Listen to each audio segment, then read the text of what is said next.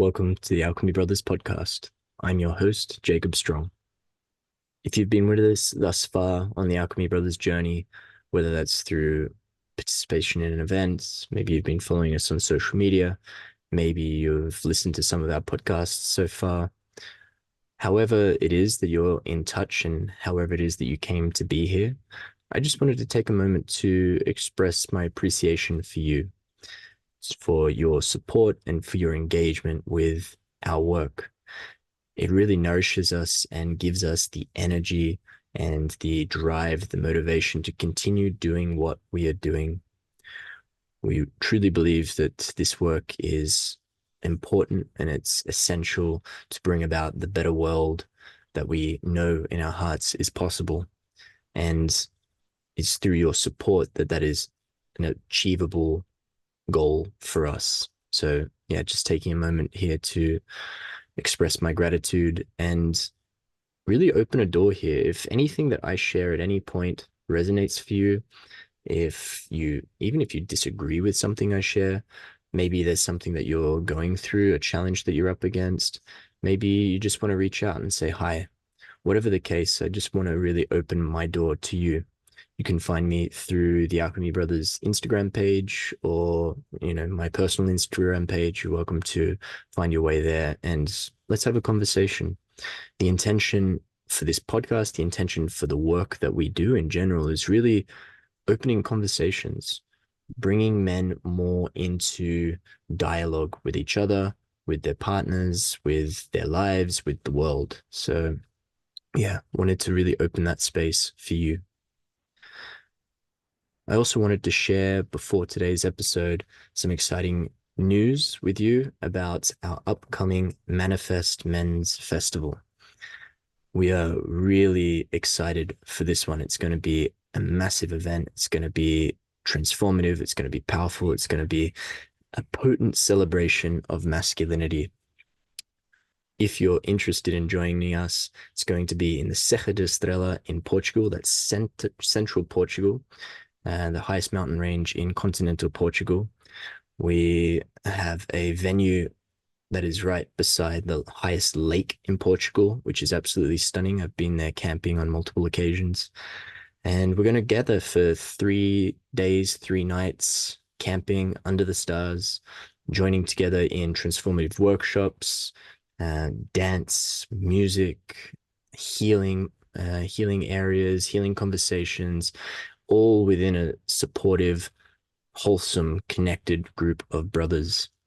We are striving to bring 100 men to this event. And if you're here listening to this, please receive this as an invitation or perhaps a calling to come and join us. We will be the first weekend of September, 5th to the 8th.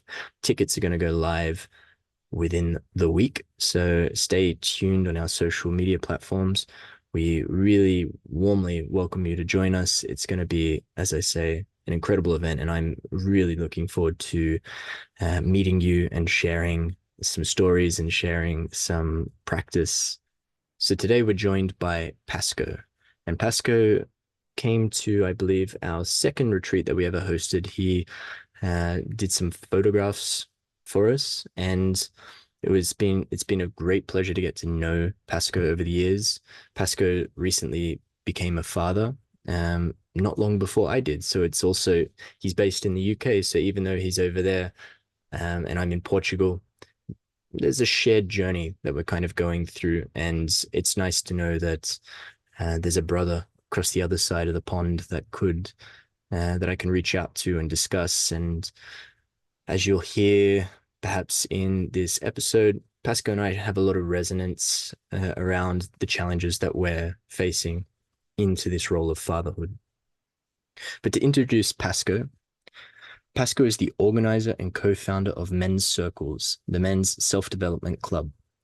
With a history in ecology, photojournalism, and social entrepreneurship, Pasco has always been interested in how to create scalable, positive impact. Realizing through his own personal journey that global change starts with the individual, and hearing the calls of the Me Too movement for men to do and be better, Pasco started his first men's circle and took a look at himself first. Here, with his London mates, he experienced firsthand the power and potency of peer mentoring. Pasco now runs the global network of men's circles and invites other men to step up, sort their shit out, and actively work on themselves. Men anywhere can join, train to become facilitators, and join the community of men bringing these spaces into the mainstream. It's a beautiful mission that Pasco shares with men's circles over in the UK. And in this conversation, we touch on Pasco's origin story, how he came into this work, what is a men's circle, how Pasco facilitates and runs men's circles, and particularly the value of men's circles as we transition through difficult life experiences such as fatherhood, which is a big topic of discussion that we get into today. So I hope you enjoy this conversation with Pasco. Pasco, thank you for joining me today. Thanks for having me. So before we get into conversation, let's take a moment to settle in. So I invite the listener to wherever you are, just take a moment. You can have the eyes opened or closed, whatever feels more appropriate for you. And just take a moment to pause, punctuate what you are doing right now, and check in with yourself. Notice how you are. Notice how you're breathing.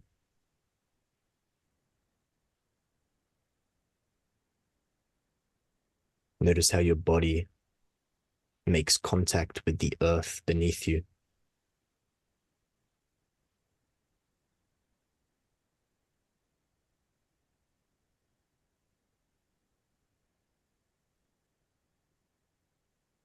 Just a little moment to pause and to show up for the next moment, perhaps in a way that you would like.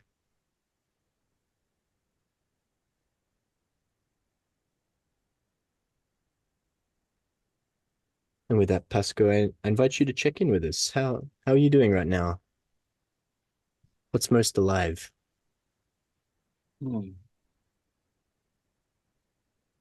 I'm doing well. I feel inspired, supported. I feel movement. I just stepped out of like a strategy meeting with our team, and by how things are going, and a lot of that weight is on my plate. And I felt resilient as a director, really, as the person with the captain's hat on at the moment, to take on feedback with humility.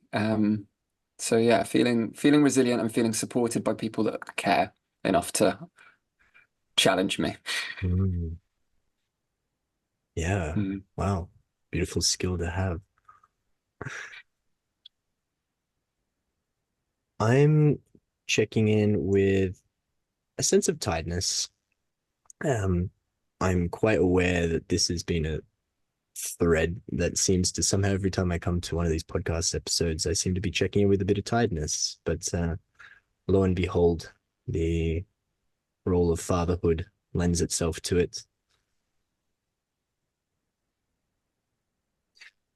So a little tiredness and also a little bit distracted, I feel, actually. There's a lot of things happening in my life and in my home that need my attention, and many things that are left undone that need to be closed up. So there's a bit of scatteredness, but as I drop in here, and we were having a little chat before we started the recording, and I'm just feeling much more grounded and connected overall since that. So yeah, thanks for bringing that in and holding space for that.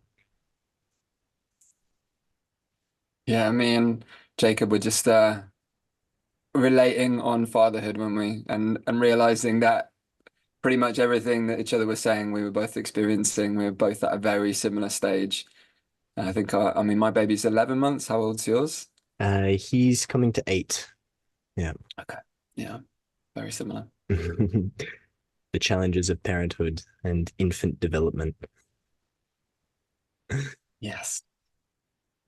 So perhaps you can start and give us a sense of your origin story. Like, how did you come to be here and now, walking the path that you're on? You kind of hinted at a few little pieces in your check-in, but I wonder what was the turning point for you? What was one moment maybe that's brought you onto this path that you're on?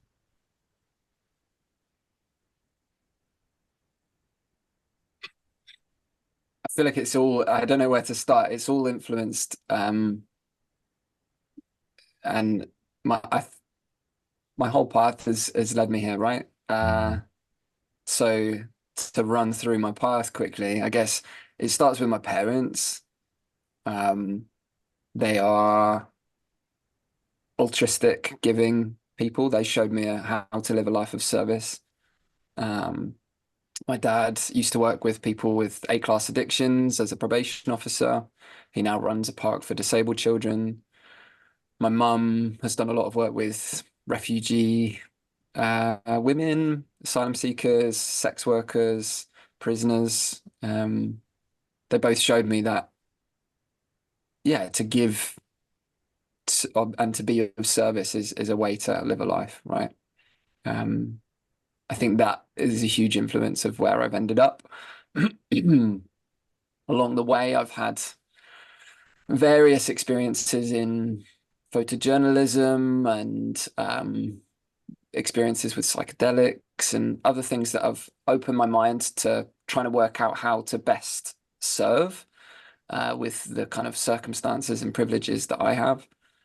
Uh, I cut my teeth on a previous organization, and then now I'm running um, Men's Circle, which is, a organization that aims to equip men with the space, the tools, and the community to work on themselves.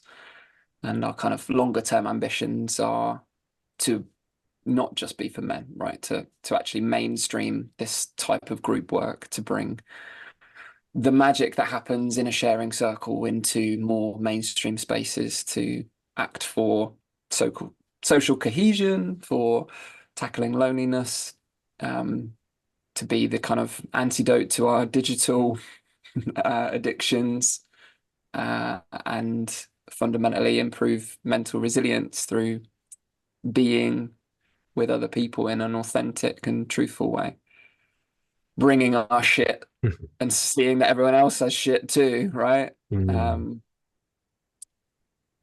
yeah, and I guess the reason I came to men's work and men's circles was along that journey of working out how I can have my best impact on the world and um, be of service. I've lost two friends, one to suicide, one to an overdose, which I kind of see as a type of suicide, um, and saw how fragile their existence was. They didn't have the language or the community to say what was really going on for them.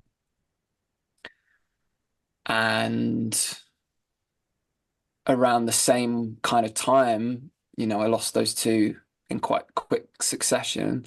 Um, there was also this call from, well, particularly women of the world, the Me Too movement, of asking men to step up, to do better, to improve, right? There was a call to action, for men to look at themselves and go, look, you're hurting women in these ways. Um, and and I think with those two things, plus me feeling lonely in London, I wanted to connect more deeply with men and started my own men's circle in London parks, and um, very quickly realized the sort of transformational aspect of that work of coming together for a set amount of time and really listening to others. and really being heard, and the simplicity of that and the beauty of that, and all of the various outcomes of that work, with social connection, social skills, focus, emotional intelligence building, resilience, emotional regulation, kind of all of those magic things that you know really well, and that I've been on a journey now for 3 years of honing my skills and having the honor of getting to work on myself personally while supporting other people doing the same. Beautiful. Yeah, you shared something there around friends of yours that were clearly going through some difficult experiences. And something that I found for me personally nearly difficult, or at least a pause for reflection, as I'm kind of sharing a little bit of my story and my past friendships, school groups, and this kind of thing, is that there's this sense of like they're good guys, they're loyal people. I had really good time with them. They we had really good friendships that were there. But there's something that was not there.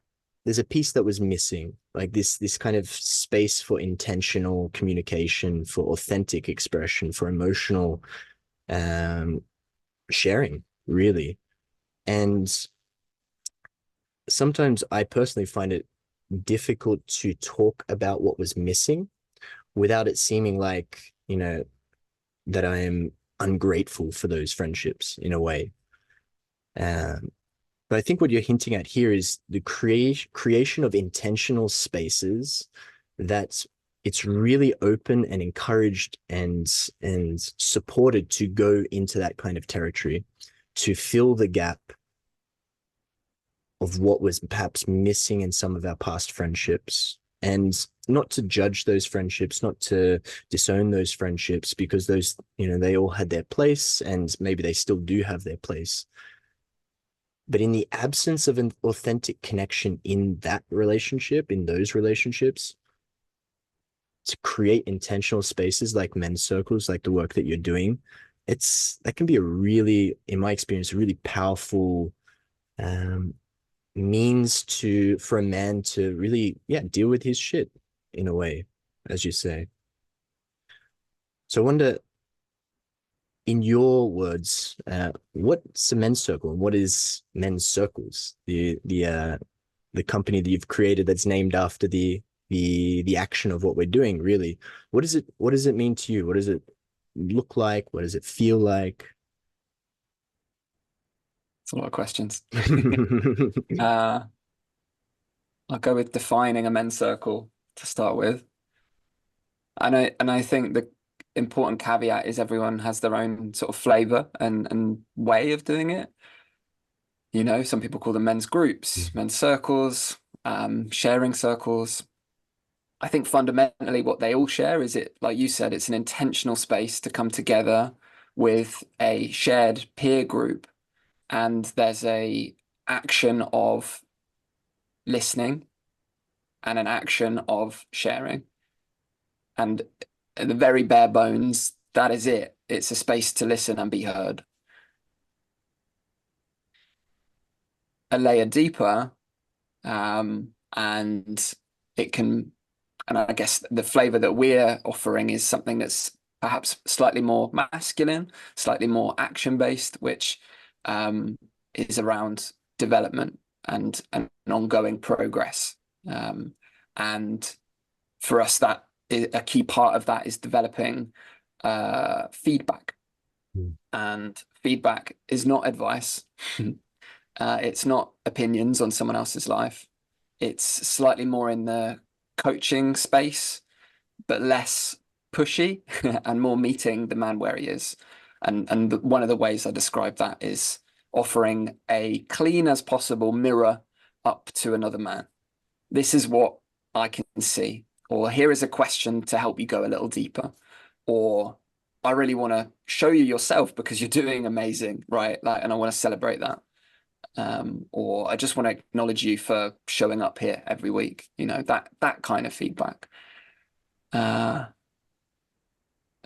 and so a men's circle for me personally is it's a space with people that are there for the same reason, that have a shared commonality, and I think it's slightly different to friends, and I think that's the uniqueness. Like you're meeting very often with a group of strangers initially, and there's a value to that because you cut through any of the concern that you might for somehow break the connection that you have already through sharing something vulnerable.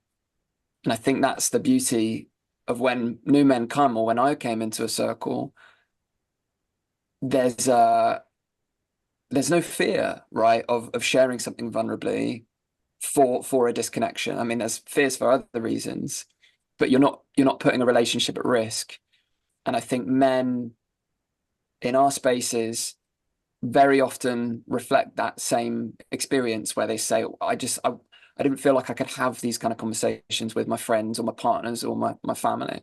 But here I can bring it, and I can be completely myself and not fear the judgment or not fear the rejection.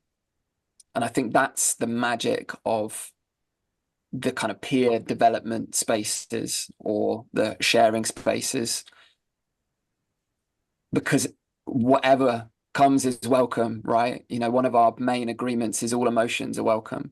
You can rant, you can rage, you can critique something that's going on in your life. And the people in the circle generally, like particularly if it's a new circle, they won't know the context. They don't know your life.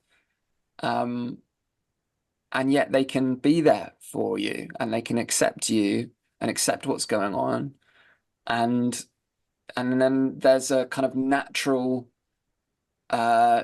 divergent to compassion and self-care, and trust develops, because the practice, which is the sharing and the listening, is a kind of metaphorical showing of our soft, squishy parts, right? I always think of a dog lying on their back, you know, showing their belly.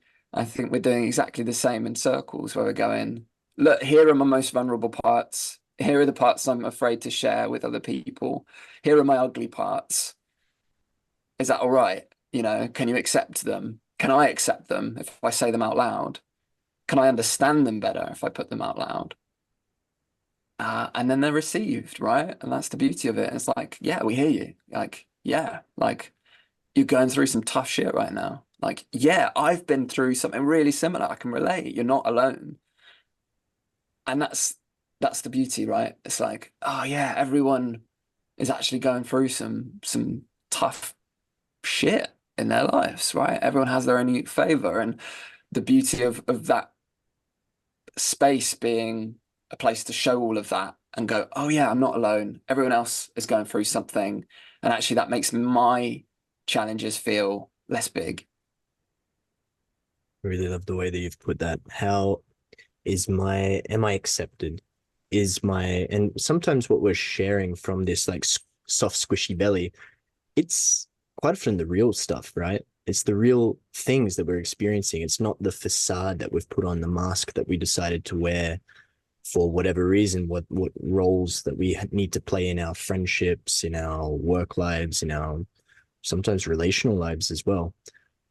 But to expose that real, authentic side of ourselves, I find in the retreats and spaces that we host, and I'm sure this is a reflection for you as well, the depth of connection and intimacy that can create between two men in such a short span of time. It blows me away time and time again.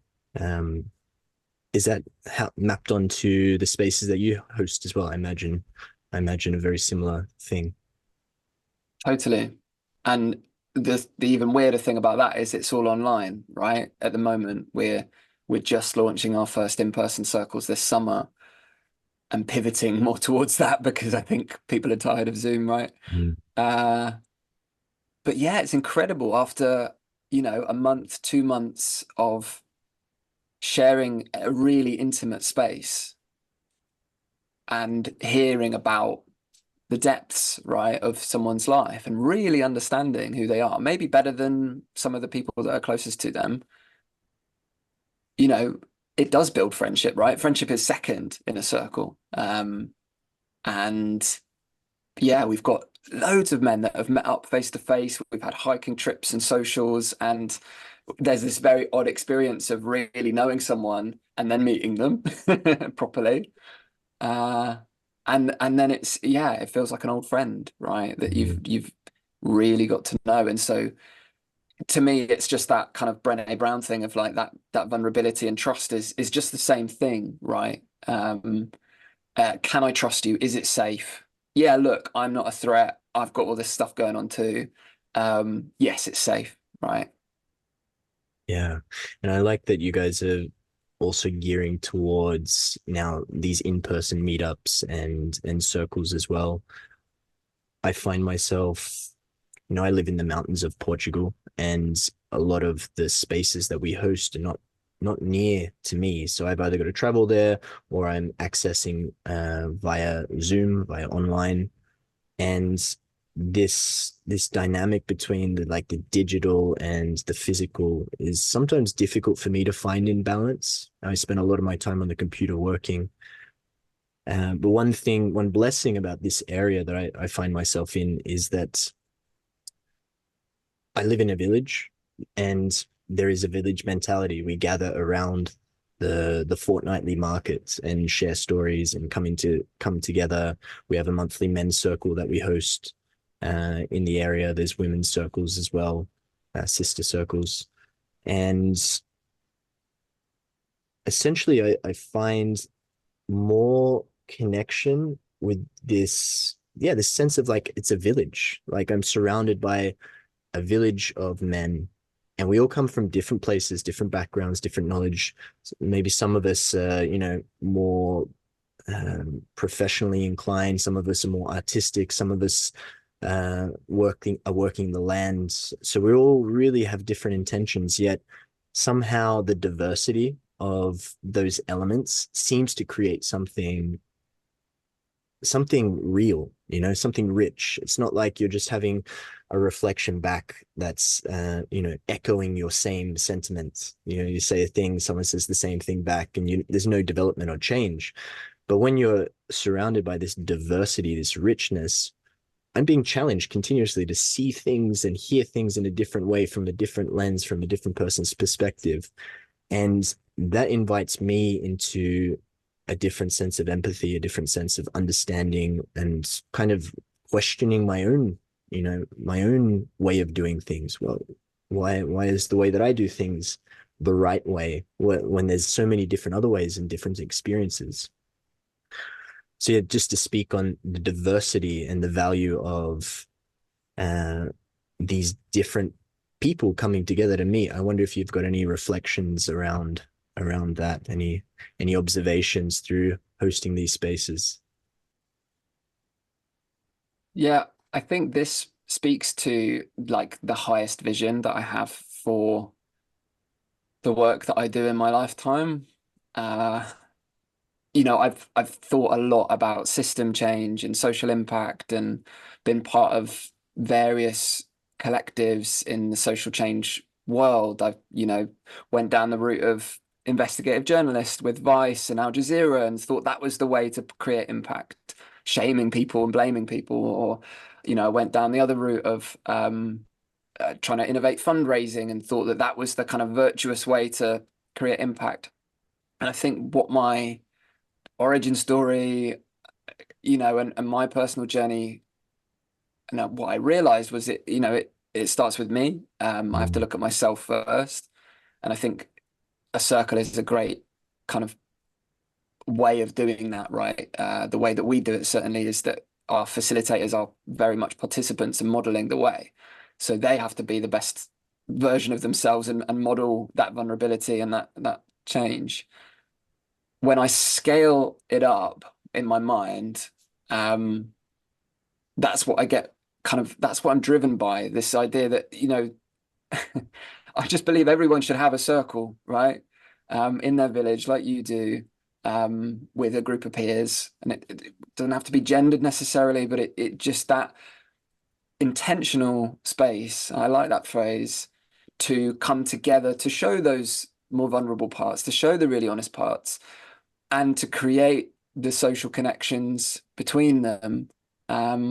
Because I believe that's peacemaking, basically.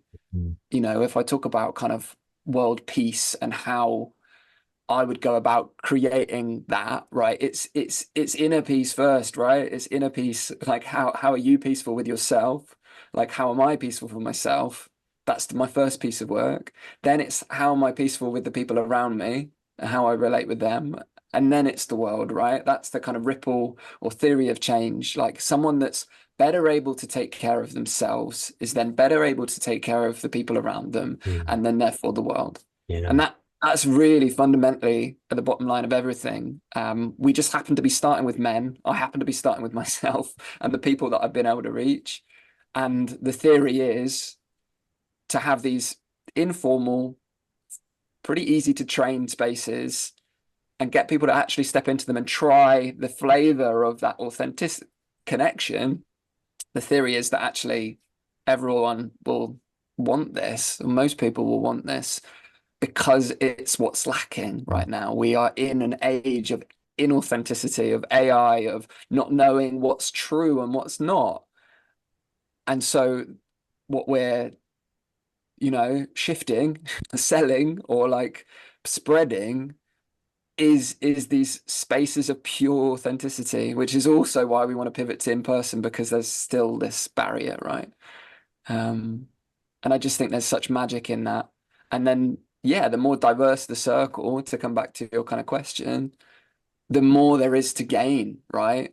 Like men's circle is one thing, mixed circles is another, where we start then getting to hear how the female experience is. And then, you can bring that wider and look at other kind of constructs or forms of identity. And we're starting to get that on a small micro level.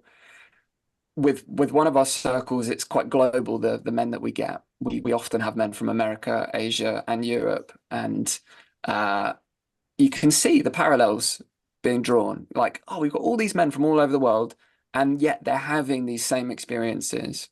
And I think that's what connects us, right? Our shared humanness. Yeah, shared human experience. That's yeah, I like that. We've been touching upon some of what the men's circles brings for the men, but I wonder, based on maybe the feedback that you've had from men that have come through your kind of your circles and you said it was a 12-week container. On the other side of that, in that man's personal life, private life, his relationships, what sort of feedback do you have around the ripple out of that? Hmm. So we've actually just changed our approach. So it was a sort of 12-week container, and we realized that there's a drop off to that. And now the way we're framing it is actually a circle as part of your mental hygiene, right? It's like doing your teeth. It's like it's a permanent fixture, and it's like your gym membership. It's not something that you kind of start and finish and then you're like, great, I'm woke. I'm healed. I'm done. It's somewhere to bring your work each time, right? So just to reframe that. But yeah, the impacts, it is one of our questions in the feedback form, right? How has this affected the people around you? And it's usually improved relationships, right? Because of the social skills, the emotional literacy development, the emotional regulation that we're practicing every week. People are able to communicate better with their partners than their colleagues. There's a self-esteem piece, I think, that comes with the confidence in speaking and practicing speaking in those circles. But I think more fundamental than that is the listening, because the majority of a circle, a participant, is listening. So by default, you have to practice listening, and it's even more binary on Zoom, right? Because that person's going to be muted. So they can't jump in, interrupt, solve, fix, right? They have to sit and be okay and accept and listen. And with the feedback element, we're also practicing active listening, right? We're looking to listen, to serve, to offer something, a gift, to that person who shared. And I think that's what comes through. And if I just talk about myself, so Amy, my partner, she's reflected that she has learned how to listen better through me. And that having been a result of me practicing listening as a facilitator, as a participant in circles. So yeah, if there's one impact that like these kind of informal spaces can have on the world, it could simply be to be better at listening, right? Yeah. There's this idea in relational dynamics that, there's two sides of the relationship, and it's the dynamic that exists and is created within that.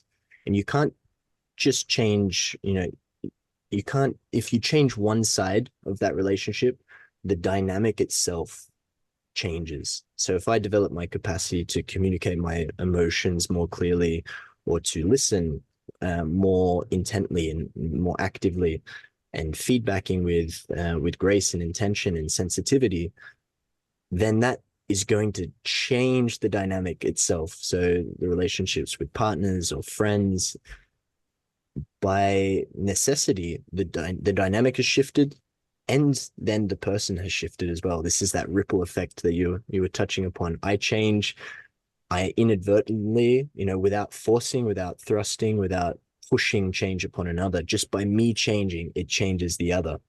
There is this influence, which then changes the space, the community, the workplace, the group of friends, whatever the case might be. Yeah, I think it's Esther Perel often says the best way to change someone else is to change yourself. Beautiful. Yeah. Yeah, Lao Tzu from the Tao Te Ching has a similar thing that the most important thing we can really do is work on ourselves, change ourselves, be ourselves, and as ourselves. I was having a phone conversation actually with a friend this morning, an old friend, the friend that we go way back, and it's a friend that I continue to check in with across the years, and now I find myself in Portugal, he's in Australia, so we're a world apart.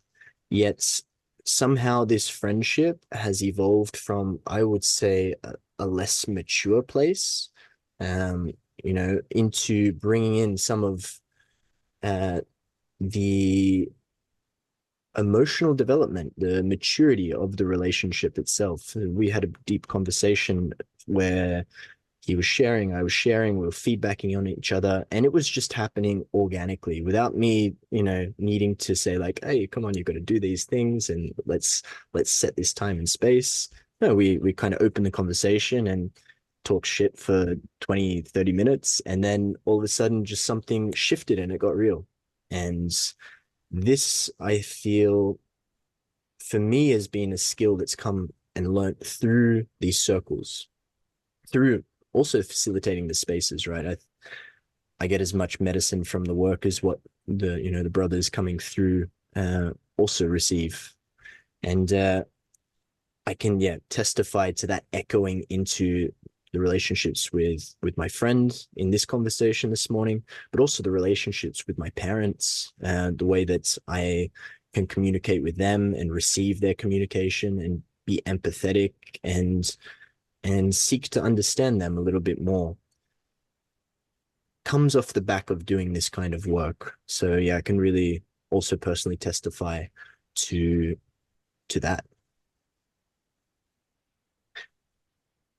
But there's been another shift that's happened for you in the recent year. You've become a father. We were talking about it this morning before we jumped into this conversation. I wonder if maybe let's start with how fatherhood has been for you, and then maybe we'll link it back into the value of these kind of spaces. But maybe start with How's that journey been for you? How's that life transition, this rite of passage into fatherhood? Ah, gosh, how do I put words to it? Tough has to be the first word. Profound, beautiful, life affirming, chaotic. Yeah, like every emotion and flavor under the sun, right, has come up. And I think fatherhood for me has really emphasized what it means to be a man, what it means to bring my masculine parts of myself to my partnership and the family. And I think we get our idea of what a man is and what masculine traits therefore are most represented by through the archetype of father, the construct of father, the role and label of father. Uh, I have, since the conception, been trying to provide a shelter for our family. And this is a sensitive subject because in a lot of ways, I feel like I've failed to do that so far. Without going into loads of detail, it involved building a cabin and failing to get planning permission essentially for that. And so we are gratefully, at a relative's, my granddad's house, in a tiny space. And it's been amazing. And it's been, what it needed to be and what it was always going to be.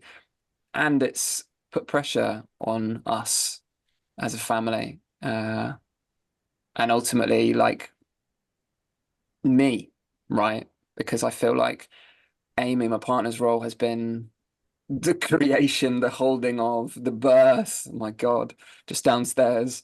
And her role is very defined. And then my part in that, in the preparation and the nesting, and I always look to nature because part of my history and story is studying ecology and conservation. And so I link everything back to nature. My role as the male there is to create the nest, and we haven't got one yet. And that has impacted how this experience has been for us. And then there are other ways where I feel like I've really stepped up and been an amazing partner and father and provided other things, right? Provided some stable income, provided a emotionally stable home, provided time, right? I think like share the responsibility of parenting and co-parent as equal as we can. And I think that's a new way, right, of approaching parenthood and fatherhood. I don't think most of our parents' generation would have even considered that. Um, and so now I'm in a dynamic of with my partner of a hybrid, right, where she's getting to progress in her career and have her own identity and have a separation from mother, from her being her mother role, and equally I am too. And the context of all of that I'm sure you're also feeling is the higher demands, right? The higher rent and costs of living, the higher expectations on parenting and wanting to do a really fucking good job of that and be present and loving and all of the rest of it. So it's been incredible.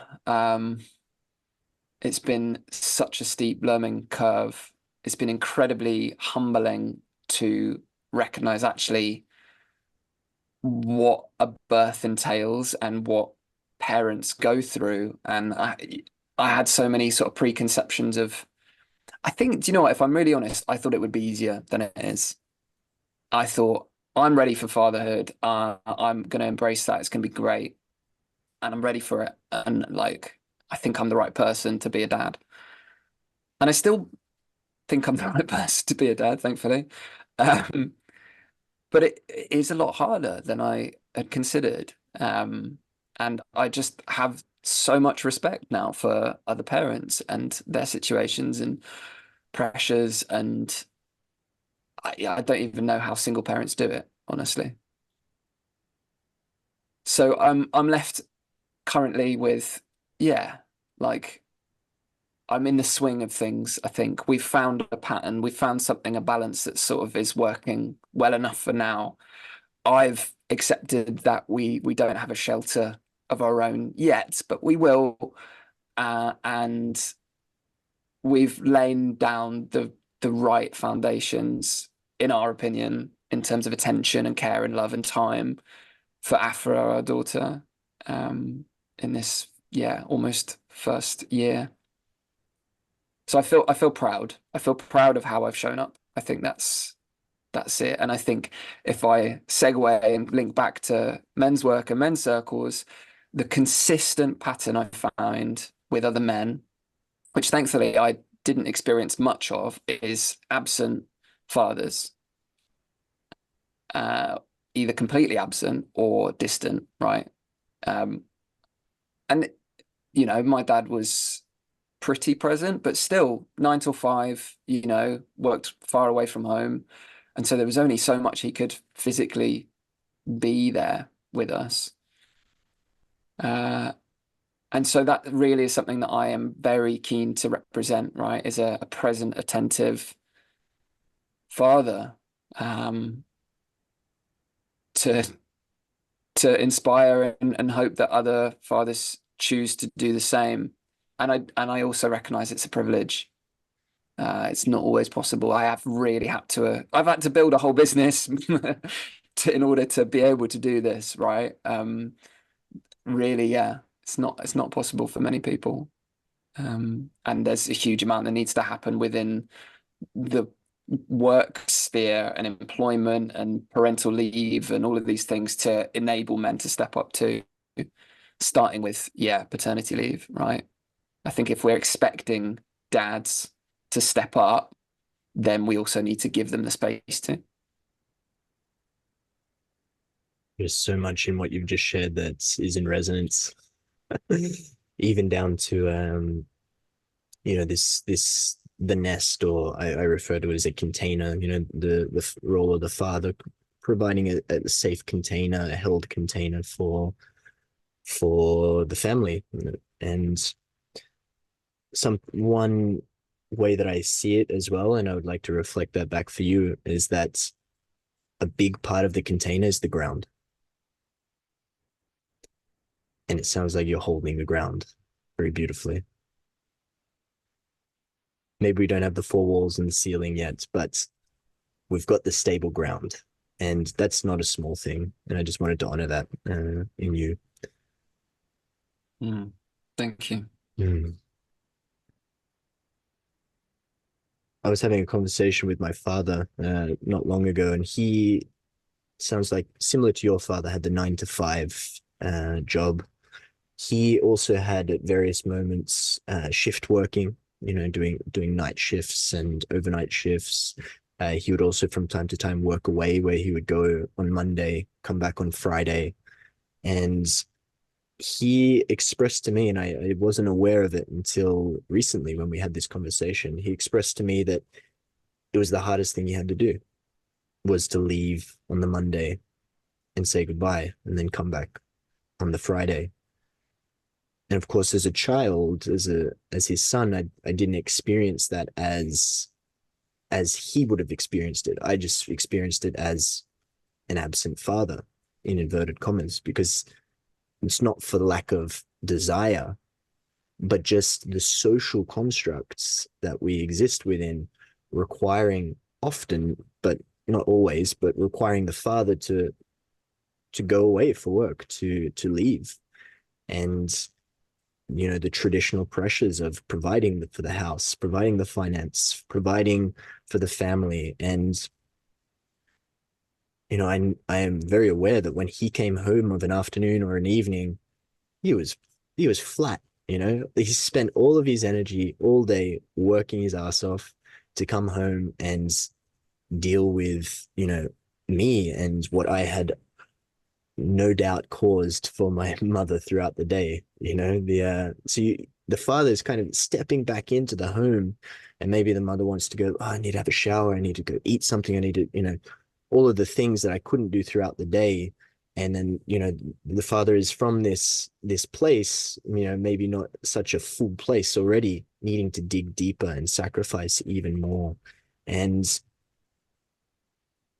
it's not surprising to me how that over a lifetime ends with relationships between me and my dad were only becoming close recently, in the later years of life. Although he was there, he'd take me to football practice, he would take me where I needed to go. There was not as much space for connection and intimacy, which we are now finding. But it would have been something amazing to have as a child. And I know you run father circles, and I wonder, is this a theme that comes up? What kind of themes arise in these father circles? What kind of men are coming to those spaces as well? Are they older fathers, younger fathers, expectant fathers? I'm quite curious around the totality of those spaces and what value it may bring. Yeah. Well, it came about with my own fatherhood, right? Um, as this whole organization has, you're getting at the pattern now. It's just like providing what I need for myself, and I think that really is my theory of change, right? Like build something for yourself, and the chances are other people are going to want it too.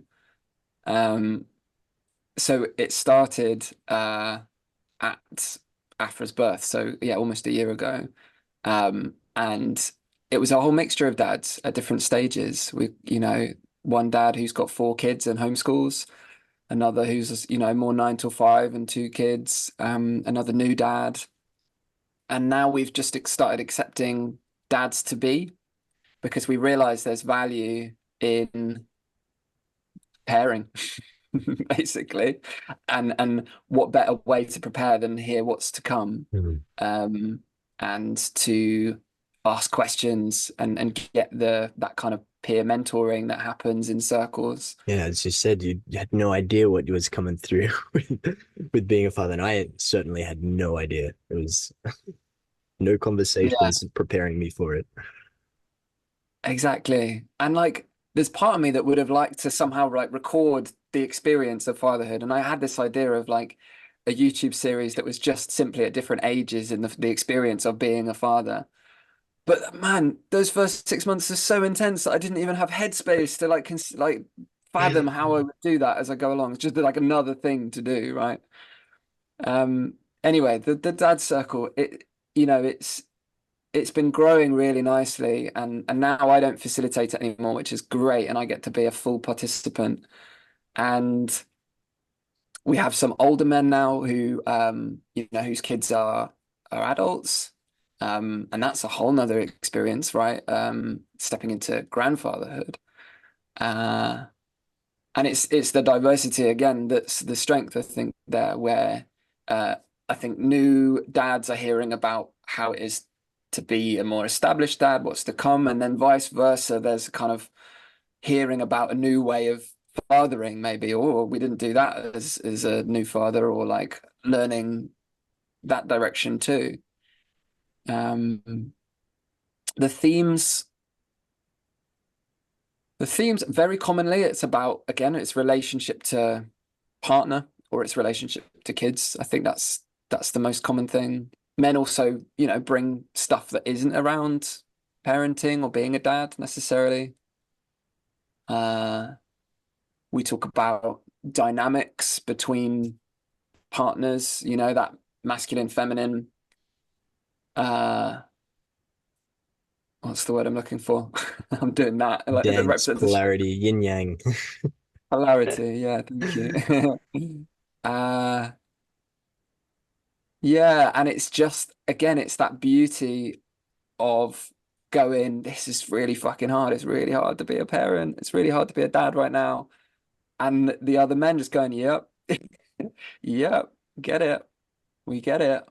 Um, and I think there's a bit more permission in the dad circle for men to ask for guidance. And it's always that way round, right? A man will ask for guidance rather than men give it. We're pretty hard on that. Mm. Because, yeah, who are you to know what's actually going on for someone? Who are you to input your opinion on someone else's life? Like, but if that man requests it, if that dad requests it, then yeah, there's something fruitful there that can happen. Oh, this is what we tried and this worked, or this book was great for us, you know, try that.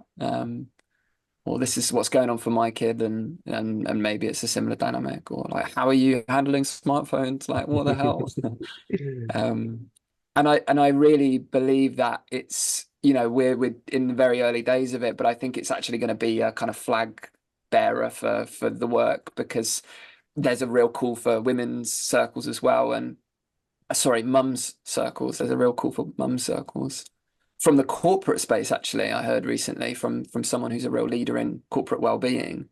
He was really interested in mum circles, and I was and that speaks to that again, the modern employed mum, right? That the new way of being, relatively new, for women, and them needing support, extra support that's mum specific.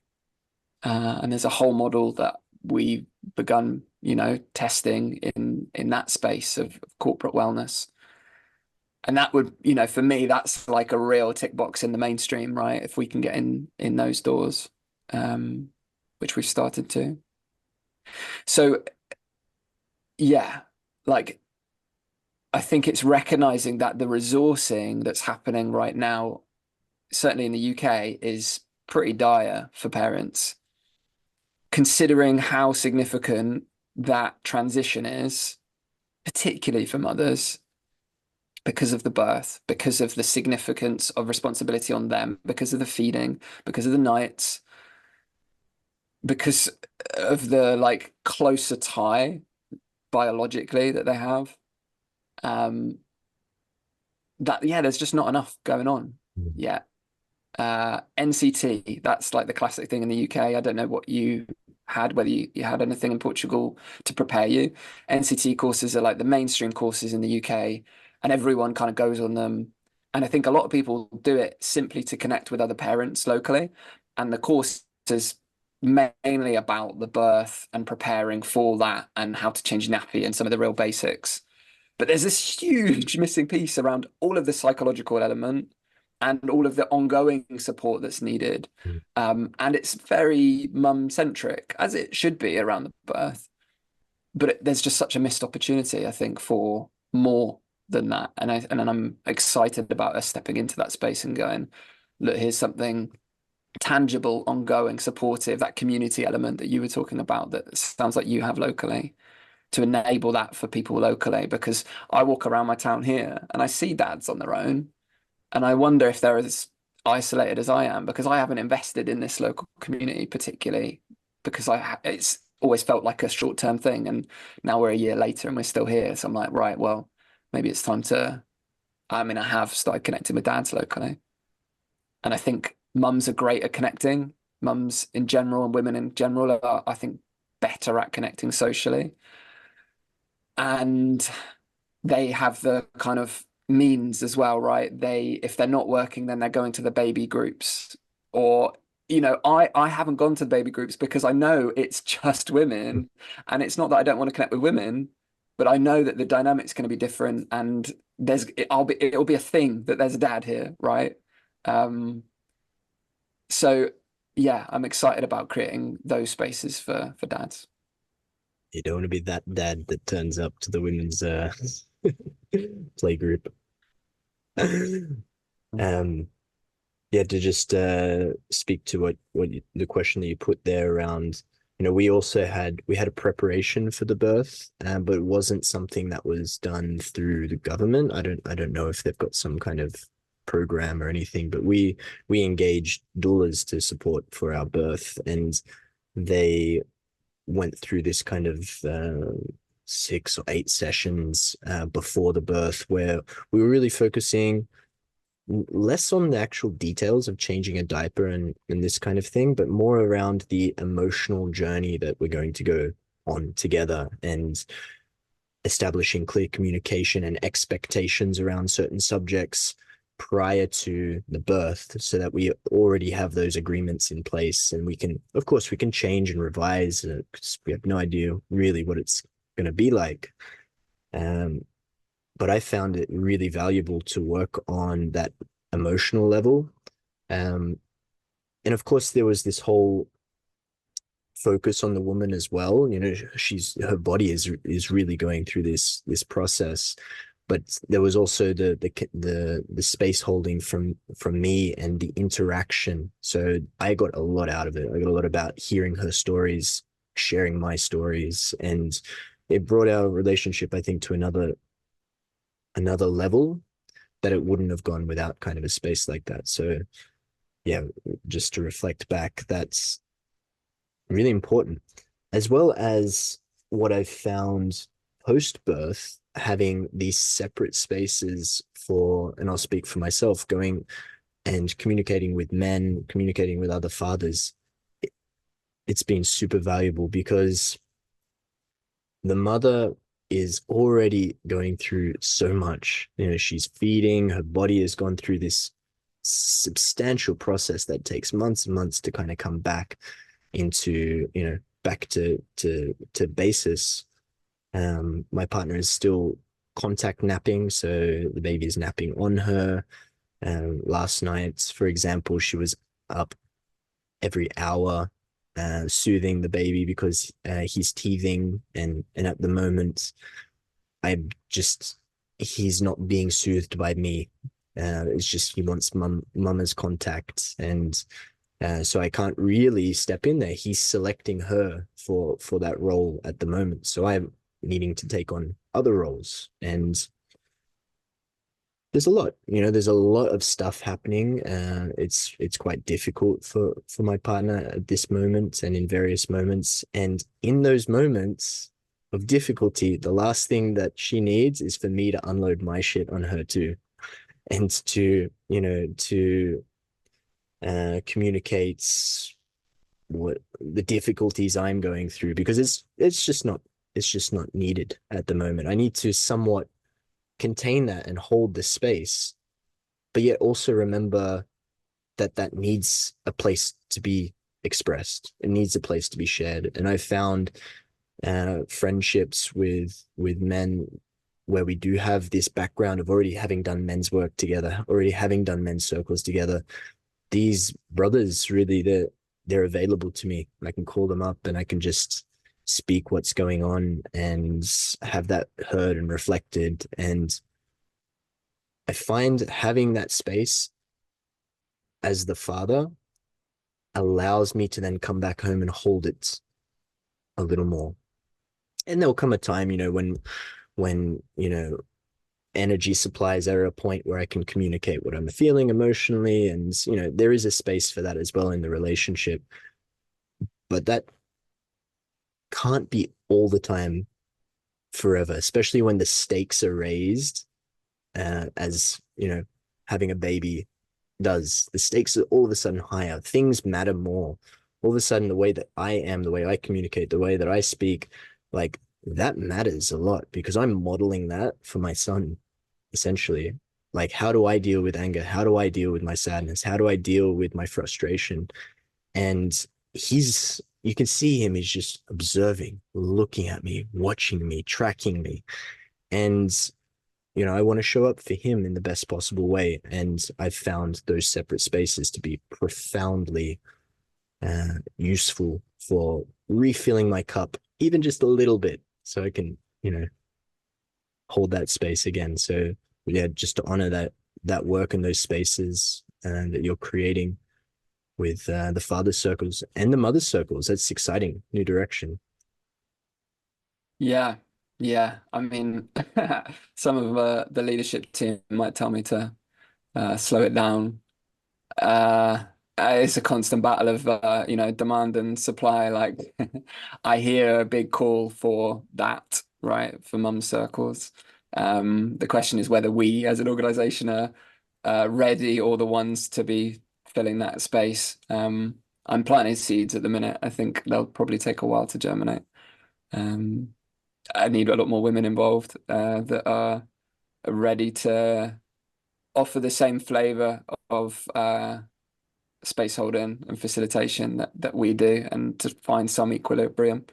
Because the other exciting piece of this is of course, bringing mums and dads together, or men and women together, and there's this sort of ugly gender comparison and war going on, particularly online.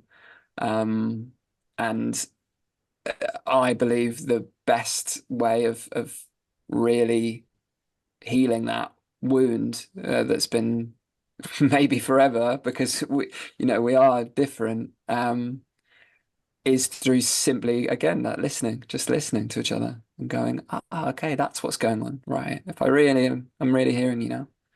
Um, yeah, what did I want to say about your experience there? Like, that thing of not bringing problems to my partner Amy. Yeah, I can remember a moment where I brought some of what was going on in the organization in men's circle, around the finances. Like, oh yeah, we're struggling to get the numbers up or whatever, and yeah, just like, it's a bit hard right now. And for her, what I had not considered is like, that's her security safety net, right? Like, that's my income. And for her, it wasn't like a detail of the business that I knew was like, oh, it's a bump in the road. For her, it's like, well, what does that mean? Like, and I've learned that same boundary, right? Of like, oh, okay, actually, I'm not, she's not the person to bring that kind of thing to. And her mind will imagine things that aren't going on, or, worry about the longevity of my income, and how that affects our household, right? Mm. And it just comes down to safety. Are we safe? Am I safe? Have we got a roof over our heads? Are we fed? Have we got enough? Um, and yeah, you're right. Like, bringing those challenges, the relationship, the dad challenges, the business challenges, into other spaces. And I guess that's what, right, like, these circles are all about. It's like having a space to dump that, to work it out, to massage those kinks things out, and then walk away, like you said, with a fuller cup, right? And then, if we talk and bring it back to kind of service, right? That, I love that philosophy of, you can't pour from an empty cup. And that brings us back to kind of the more tangible self-care. Like, if I'm caring for myself, it's not selfish. It just means I'm better resourced to care for others and my family and the people around me and my granddad, and then the community, and then wider, if I'm really looking after myself well, which is ultimately all I'm trying to represent, then I can look after the world better. And that's what I want for our facilitators and our team, and the world. There's a ripple. What a beautiful way to start wrapping this conversation to a close. Why don't you share a little bit about how people can find you, your work, men's circles? What's where can they go? Yeah, so if you Google Men's Circle, I think we're still at the top of Google, which is nice. The website is menscircle.club. That's the same on Instagram, at menscircle.club. We offer a 4-week trial, and now you can join either the Dad Circle for 4 weeks for free, or our Open Circle, which is for any man. You get to try our flavor of men's work. Currently, it is online, so that's on Zoom. So all you really need is a decent internet connection and a private space. And yeah, I just encourage everyone to at least try it, to see whether it has something to offer them. And then further down the road, we're going to be kicking off our first in-person circles in London. So yeah, I guess it's about staying tuned for that. If you're interested in face-to-face circles in London, then I recommend signing up to our Instagram or our network, our online network, and then you'll be up to date with when they launch. There's some exciting partnerships that are bubbling, bringing these circles to more mainstream spaces, gyms, studios, and mixed spaces as well. So people that aren't just interested in men specific, offering mixed spaces for anyone. Mm.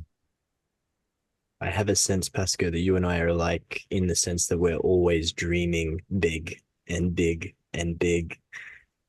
And then we need to take those steps to get there. But it sounds like the next steps for men's circles are going to be really powerful and beautiful. And yeah, I'd encourage the listener if they're curious to check it out.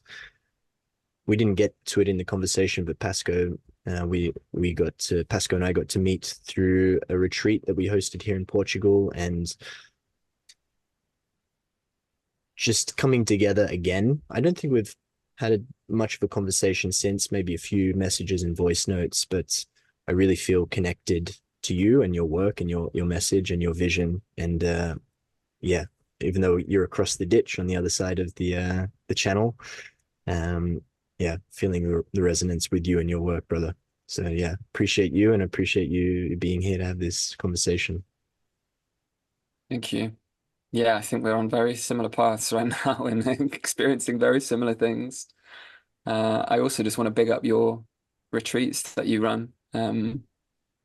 Yeah, I am keen to invite our community to the work that you do. And yeah, I'd still have such vivid flashbacks of that work. And that was a huge part of my inspiration, right? Learning from you and Jack, seeing you guys as slick, egoless leaders in that work, and being really inspired by that connection that you facilitate, right? In those face-to-face moments. Yeah, more power to you. Thank you, brother. And thank you all for listening.